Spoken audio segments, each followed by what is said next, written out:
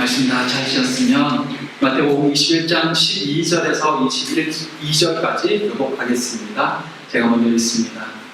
예수께서 성전에 들어가사 성전 안에서 매매하는 모든 사람들을 내쫓으시며 돈 바꾸는 사람들의 상과 비둘기 파는 사람들의 의자를 둘러 엎으시고 그들에게 이르시되 기록된 바 예수는 유한한 집이라 너희는 강도의 소를 만드는도다 하시니라. 맹인과 저는 자들이 성전에서 예수께 나아오매 고쳐주시니 대제사장들과 서기관들이 예수를 사시는 이상한 일과 또 성에서 소리 질러 사람이나 바리새인 자손이여 예수께 말하되 그들이 하는 말을 듣느냐. 예수께서 이르시되 그렇다. 어린 아기와 젖먹이들의 입에서 나오는 장미를 온전하게 하셨나이다 함을 너희가 읽어본 일이 없느냐 하시고 그들을 떠나 성 밖으로 나중에 가서 무서워 하시니라.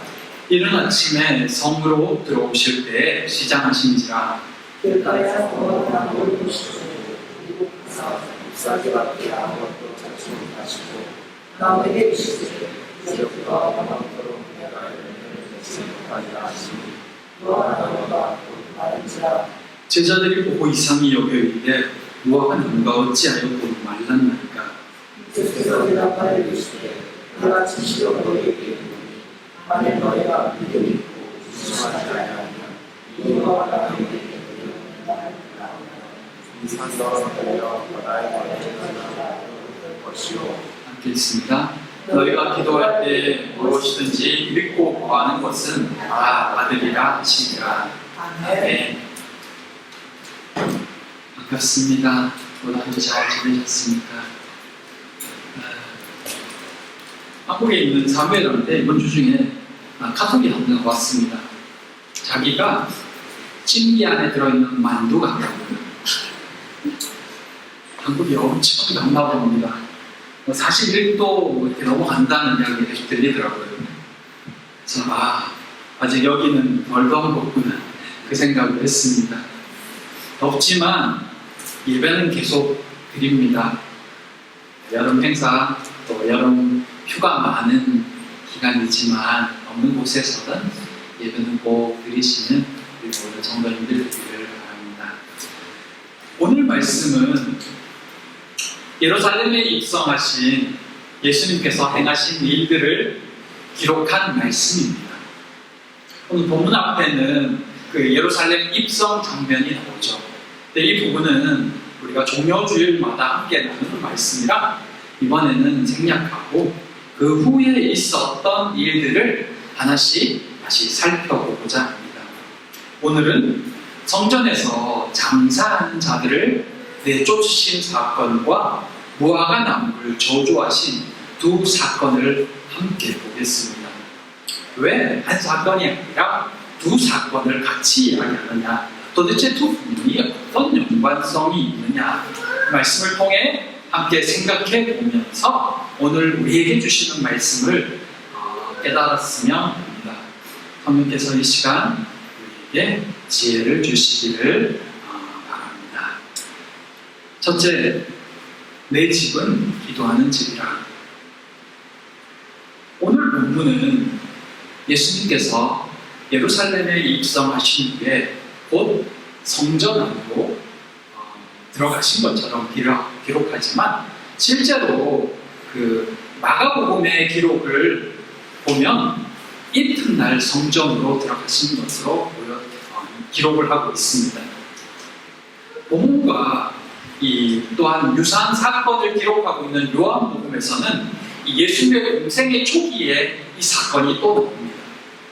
그래서 지금 성전에서 이 상을 엎으신 사건이 한 번인가 두 번인가에 대한 논란이 있습니다. 그런데 이 두 사건이 위치한 본문에 따라서 각각의 의미를 보여주고 있기 때문에 이 두 사건으로 볼 수도 있고 또는 시간이 너무 짧기 때문에 시간 흐름만 바꾼 한 사건으로 보기도 합니다.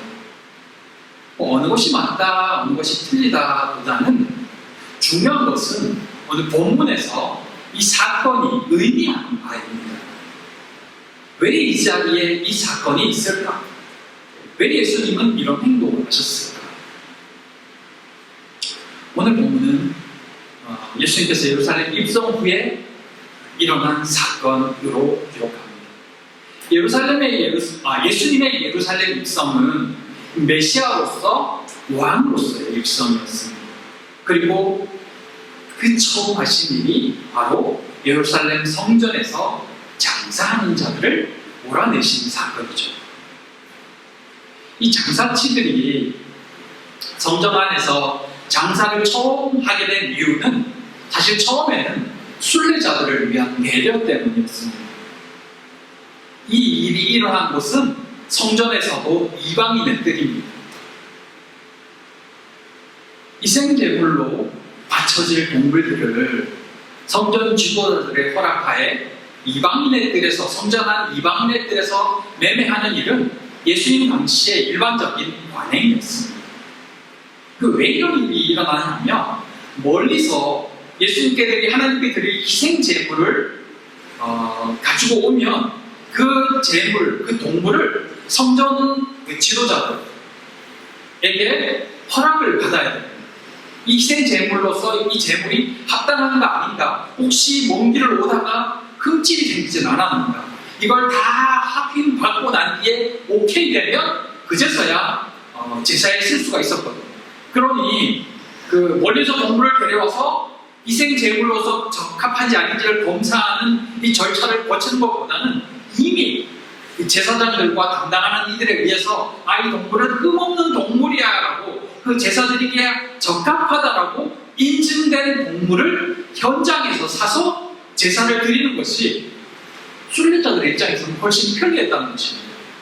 그 먼 길을 끌고 오다가 상할 수도 있고 다칠 수도 있고 열심히 정말 최선을 다해 가지고 왔는데 제사에 합당하지 않다고 하면 결국 못 드리고 끝나는 거거든요. 그러니 이 편리를 위해서 시작한 겁니다. 또한 모든 20세 이상의 남성들은 매년 반세기를 성전세를 내야 했습니다. 근데 이 성전세는 성전에서 정한 그 두로 동전으로만 내야 합니다.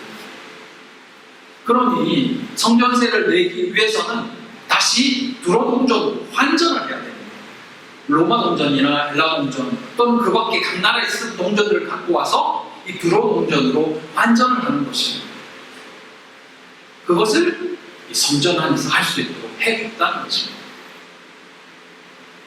그러다 보니 이 성전 안 이방인의 뜰에서 희생 제물을 사고 또 돈을 환전하는 그런 일이 자연스러운 모습이 되어버린 것입니다. 그러니까 성전 안 한쪽은 늘 장사치기를 왔다 갔다 하고 시끌벅적하겠죠.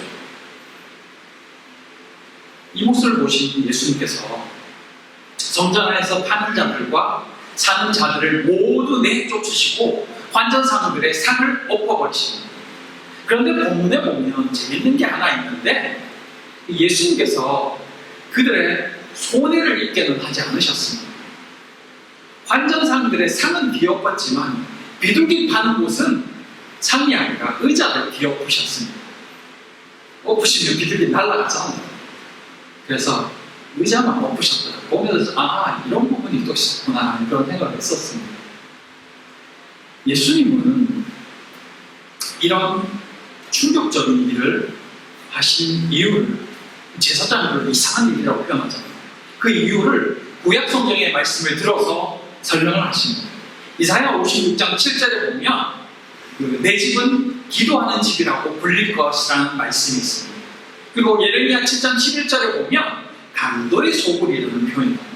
그 두 표현을 가지고 와서 기도하는 내 집을 강도의 소굴로 만들었다고 말씀하신 겁니다. 즉 이들이 성전을 성전되지 못하게 만들었다는 것입니다.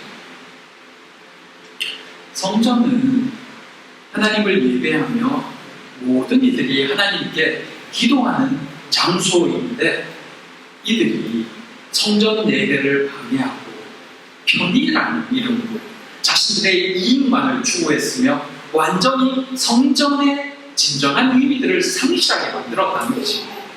성전에서 장사치를 허용한 이유가 뭘까요? 자신들이 예배드리는 남자애들, 소위 이 제사가 드리는 공간은 분리되어 있거든요.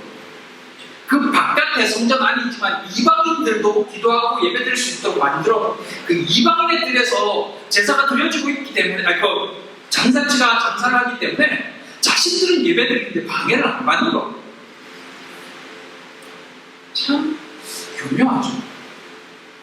편의를 위한다라고 말하면서 실제 자기들은 손해보지 않으면서 뭐 이방인이야 뭐 기도를 하든 예배를 드리든 이렇게 되는 거죠. 굉장히 이기적인 자세이죠.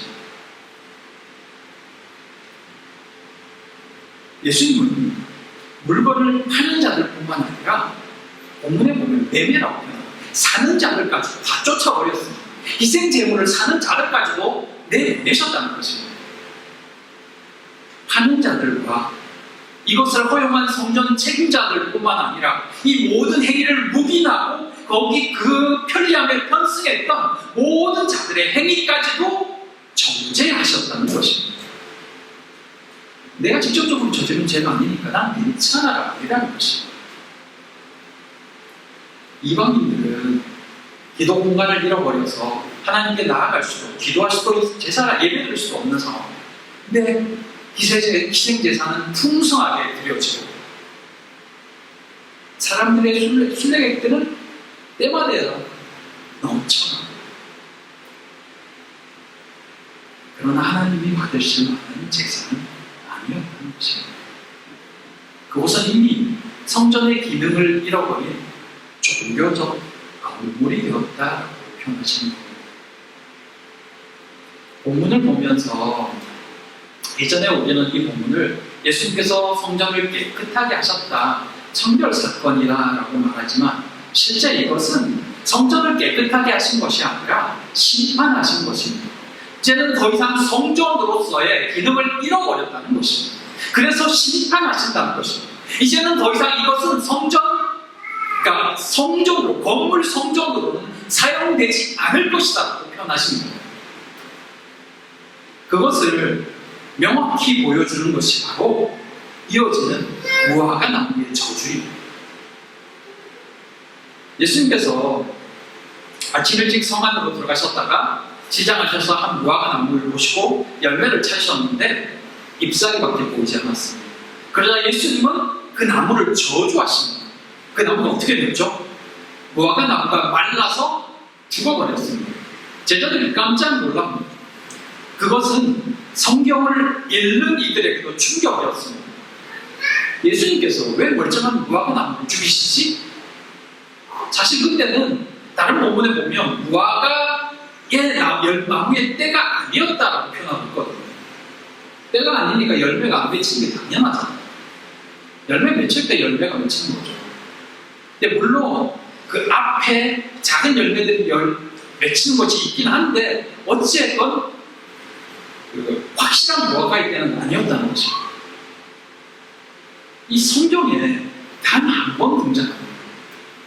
예수님의 유일한 파괴적 기적이라고 표현하고 다른 건 다 살리시고 고치시고 치유하셨는데 여기서 단 한 번 죽이는 기적을 하십니다. 그래서 이게 이해가 잘 되지 않아서 많은 이들이 굉장히 곤란을 겪고 신학자들도 이 문제를 두고 굉장히 논란이 오래됐었습니다. 이 설명은 이 본문이 위치한 구조적 배치에 있습니다. 구약에도 선지자들이 특별한 예언을 할 때 특이한 행동이나 모습들을 통해서 선포하고 있는 것을 볼 수 있습니다. 뭐 끓는 가마솥이라든지 또는 살구나무 비유 같은 그런 비유들을 말씀합니다. 본문 역시 그와 같은 구조입니다. 잎만 무성한 무화과 나무가 바로 앞의 사건, 예수님께서 성전에서 행하신 이 예언적 행동을 띤, 예언적 성격을 띤 이 행동 비유라는 것입니다. 무성한 잎처럼 예루살렘 성전 안에는 여전히 풍성한 동물 제사가 드려지고 있었고 때가 되면 순례자들과 많은 사람들이 성전으로 올라와서 기도를 드리고 있었습니다. 수많은 제사장들과 또 예물과 제사가 때마다 드려지고 인정했지만 성전의 제사 제도는 공허했고 그곳에는 많은 이들의 이권과 편의만 남아 있었습니다. 정작 하나님이 받으실 만한 열매는 맺혀지고 있지 않았다는 것입니다. 예수님께서는 그들의 상을 엎으시고 더 이상 성전에서 드려지는 예배 제사는 받지 않으실 것을 보여주신 것입니다. 무화과 나무를 저주하시고 뿌리부터 말라버린 이 죽은 나무처럼 성전에서의 제사 역시 심판하신 것입니다. 그래서 두 사건, 한 사건으로 이것을 좀 더 자세히 보여주는 것이 마가복음 11장이에요. 마가복음에서는 이것을 조금 다르게 설명합니다. 예수님께서 아침에 무화과 나무를 저주하셨고 이어서 성전에 들어가서 성전의 상을 엎으셨는데 다음날 아침에 보니 무화과 나무가 말라 죽었다. 이렇게 마가복음이 기록합니다. 무화과 나무 이야기가 양쪽으로 되고 있고 그 안에 성전의 상을 엎으신 사건이 있다는 것입니다. 이게 마가복음의 기록입니다. 그러니까 소위 말하는 전에 말했던 인클루지브, 이 샌드위치 구조라고 표현하는데 같은 사건을 의미한다는 것입니다. 그래서 무화과 나무 사건을 양쪽에 두고 성전 심판 사건을 중앙에 놓음으로써 이게 동일한 이야기다라는 이야기를 하고 있는 겁니다. 날마다 제물의 피가 흘렀고 제사장과 순례객으로 넘쳐났던 예루살렘 성전은 겉보기엔 무성한 잎사귀가 있는 무화과 나무와 같았습니다. 하지만 그곳에는 하나님이 찾으시는 참된 해교와 공의, 기도의 열매가 없었습니다. 예수님은 뿌리부터 말라 죽은 이 무화과 나무를 통해서 열매 없는 구약의 제사 제도와 예루살렘 성전이 결국 하나님의 심판으로 파괴될 것을 시각적으로 보여주신 것입니다. 결국 AD 70년에 예루살렘 성전은 돌 위에 돌 하나도 남지 않고 다 박살이 나버렸습니다. 성전의 화려한 외형과 무성한 잎사귀 뒤에 있는 공허함을 보셨던 주님은 오늘 우리에게도 동일하게 물으십니다. 너희에게 있는 것은 무엇인가?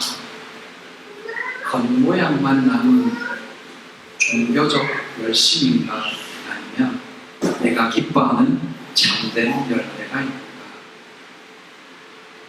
오늘 우리 교회가 우리의 신앙의 모습에서 주님이 찾으시는 참된 열매가 맺혀지기를 바랍니다.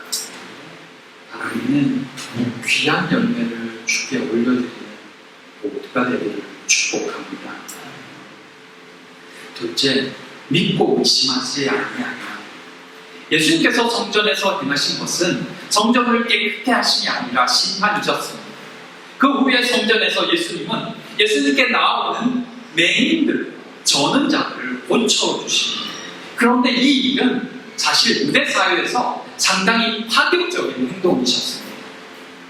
당시 유대인들은 사무엘하 5장 8절에 다윗이야 맹인과 다리 저는 사람은 집에 들이지 못하리라는 그 말을 적용해서 맹인이나 저는 자는 장애를 가진 사람들을 거룩하지 못한 상태로 여기고 성전 출입을 금지시키거나 극도로 제한했습니다. 근데 사실 이 다윗이 이 말을 한 이유는 그 예루살렘 원주민인 여부스 사람들이 맹인과 다리 저는 자라도 다윗을 물리칠 것이다라며 그 다윗이 예루살렘 성을 점령하지 못할 것이라고 조롱했던 데서 비롯된 말입니다. 그래서 다윗이 이 말을 한 겁니다. 맹인과 다리 저는 자는 집에 들이지 못하리라. 근데 그 말이 속담이 되어서 유대인들에게 하나의 신앙 규칙처럼 지켜지고 있었던 것입니다. 하지만 예수님은 성전 지도자들이 허용한 장사치들은 성전에서 다 내쫓으시면서 그들이 반대한 장애를 가진 사람들은 성전 안에서 영접하실 뿐만 아니라 모두 고치기까지 하셨습니다. 이것은 진정한 성전이지 예수 그리스도 안에서 누구나 메시아의 축복, 회복과 또 치유받음과 놀라운 은혜를 누릴 것을 미리 보여주신 사건이었습니다. 건물된 성전은 허물어졌지만 이제 진정한 성전이신 예수 그리스도 안에서 참된 평화와 위로와 회복을 누릴 것이다를 보여주신 것입니다. 이 모습을 보며 성전 안에서 어린아이들 호산나 다윗의 자손이여라며 환호합니다. 성전 제사를 주관하는 대제사장들과 율법을 가르치는 서기관들은 메시아를 알아보지 못했는데 어린아이들이 메시아를 알아보고 환호하는 모습이 대조적이면서 또한 주께서 하신 기도를 생각나게 합니다. 천지의 주제이신 아버지여, 이것을 지혜롭고 슬기 있는 자들에게는 숨기시고 어린 아이들에게는 나타내심을 감사합니다. 예수님의 말씀에 무화과 나무가 말라 죽자 제자들이 이상히 여겨 질문을 합니다. 무화과 나무가 어찌하여 곧 말랐나이까? 예수님께서 말씀하십니다. 만일 너희가 믿음이 있고 의심하지 아니하면 이 무화과 나무에게 된 이 일뿐만 아니라 이 산더러 들려 바다에 던져지라 하여도 될 것입니다. 너희가 기도할 때 무엇이든지 믿고 구하는 것은 다 받으리라. 굉장히 힘나는 말씀이죠. 일반적으로 이 말씀은 믿음이 있는 자가 기도하면 다 이루어진다라는 말씀으로 이해합니다. 그래서 믿고 구하면 다 응답받을 것이다 라고 알려져 있습니다. 그런데 본문이 이 성전 심판 사건과 연결된 사건임을 이해하게 되면 이 말씀이 개인에게만 주신 말씀이 아님을 알게 됩니다. 예수님 말씀 속에 있는 이 산은 성전산일 가능성이 굉장히 큽니다. 예루살렘 성전이 성전산에 있거든요. 그러니까 언덕 위쪽에 있는데, 그래서 보통 성경에 산이라고 표현하면 보통 두 가지로 해석이 되곤 합니다. 우상의 전이 있던 그러니까 산당이 있던 산, 또는 이 성전이 있던 성전산을 의미하거든요. 근데 본문에 나오는 이 산은 성전산을 의미한다고 봅니다. 즉 하나님께서 옛 성전이 그 옛 성전을 산에 있는 그 성전산에 있는 그 옛 성전을 무너뜨리고 심판하시며 참된 구원의 길을 열어주실 것을 가르치는 것입니다. 무슨 표현이냐면 산이 들려 바다에 던져진다는 것은 곧 성전이 심판당한다는 것입니다. 그 모습을 연상시킨다는 것입니다. 이 말씀이 무화과 나무 사건, 저주 사건에 이어지는 말씀이라는 것을 이해하면 이런 해석이 가능해지는 것입니다. 산이 들려 바다에 던져진다. 우리가 기도할 때 산이 뽑혀져서 바다에 던져진다라는 약간 왜 이런 말씀이 하시지 생각했지만, 실제로는 하나님께서 이 옛 성전을 심판하시고 바다에 들려진다는 것이 심판한다는 것이 참된 구원의 역사가 이루어질 것이다 라는 것입니다.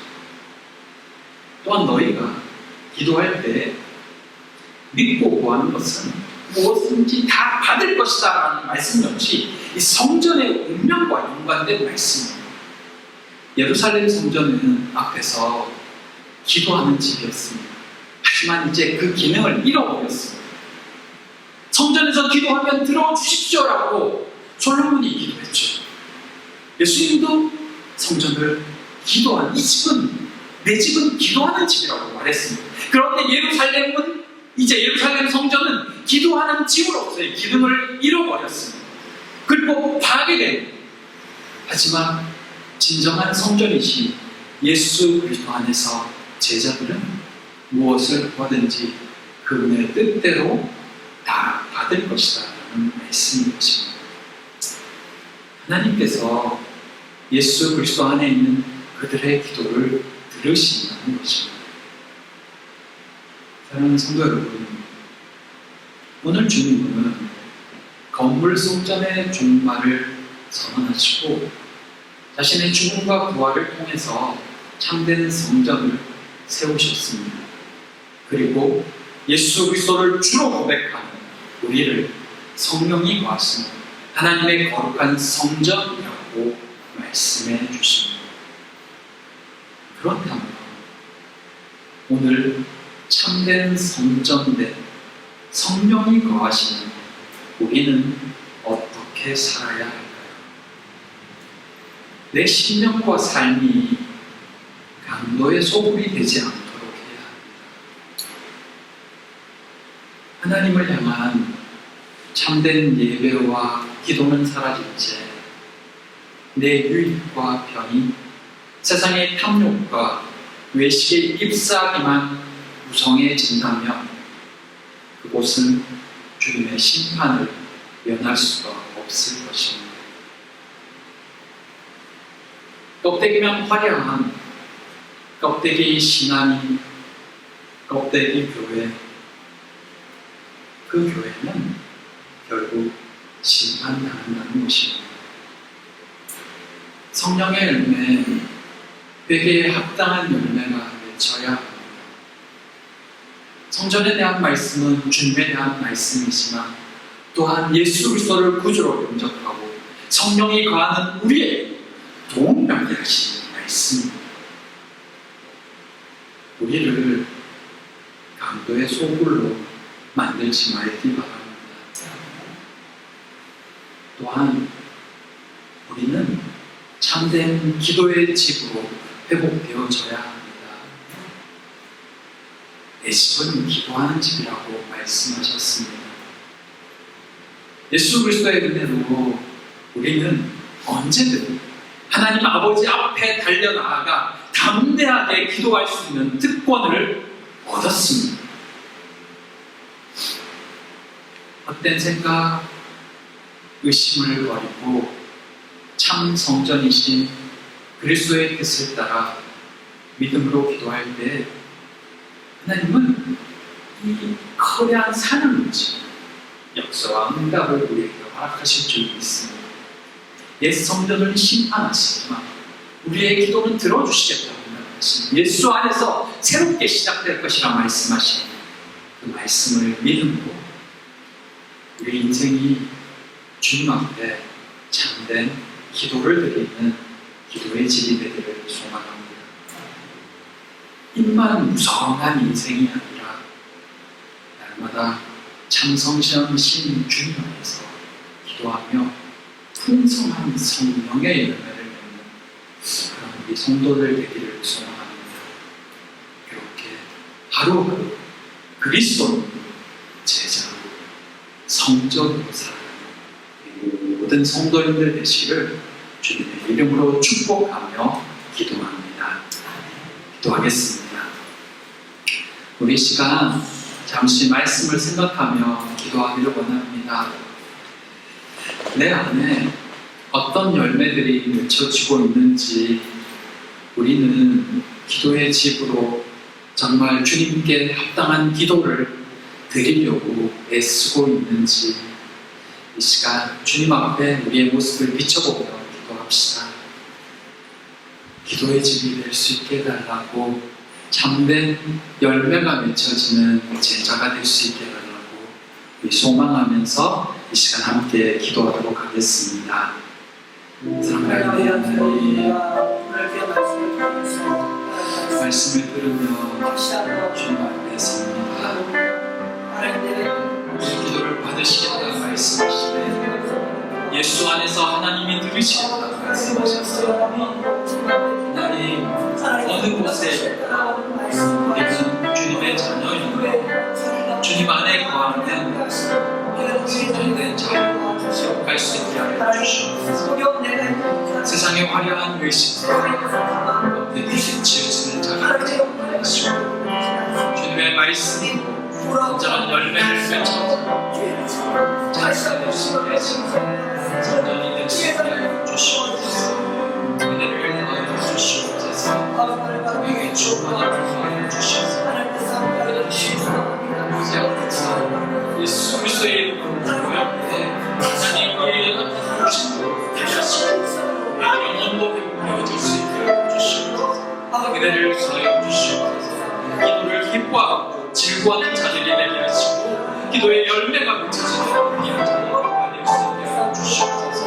아버지를 더 소망하며 사는 자들이 되게 하시고 아버지 하나님 우리를 불쌍히 여겨주시옵소서 우리를 구하여 주시옵소서 기도하기를 정말 소망하는 믿음이 될 수 있게 주시옵소서 믿음을 구하여 주시옵소서 아버지 하나님 은혜를 구하여 주시옵소서 사랑 가운데 하나님 내 집은 기도하는 집이라 하신 말씀을 기억합니다. 그 말씀을 따라서 우리를 더욱 거룩한 성전, 하나님과 교통하는 성전 되도록 인도하여 주시옵소서. 마지막 때에 귀한 열매를 들고 아버지 앞에 서는 우리 모두가 되기를 결단하오며 예수님 이름으로 기도드립니다. 아멘.